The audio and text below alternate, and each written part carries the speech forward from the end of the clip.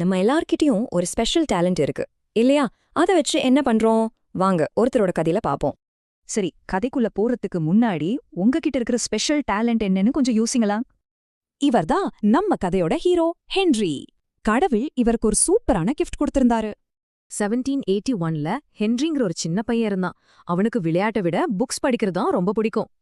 அவன் நல்லா படிச்சு இங்கிலாந்துலயே பெரிய யூனிவர்சிட்டியான கேம்பிரிட்ஜ்க்கு போனான்.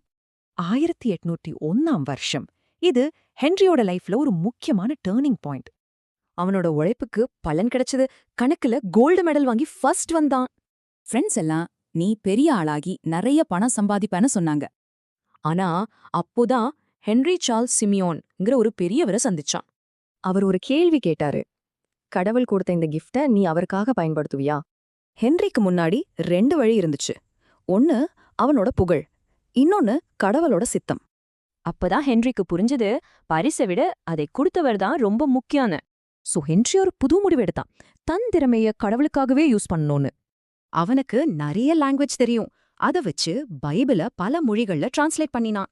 ஹென்றி அவனோட கிஃப்ட கரெக்டா யூஸ் பண்ணான். சரி, இப்போ உங்க கிஃப்ட்? நீங்க நல்லா பாடலாம், வரையலாம், படிக்கலாம். எதுவா இருந்தாலும் அது ஒரு கிஃப்ட் தான். நினைவுல வச்சுக்கோங்க, நம்ம கடவுளுக்கு முதலிடம் கொடுத்தா நம்ம வாழ்க்கை இன்னும் அழகா மாறும். அப்போ இன்னைக்கு உங்க கிஃப்ட நீங்க எப்படி யூஸ் பண்ண போறீங்க?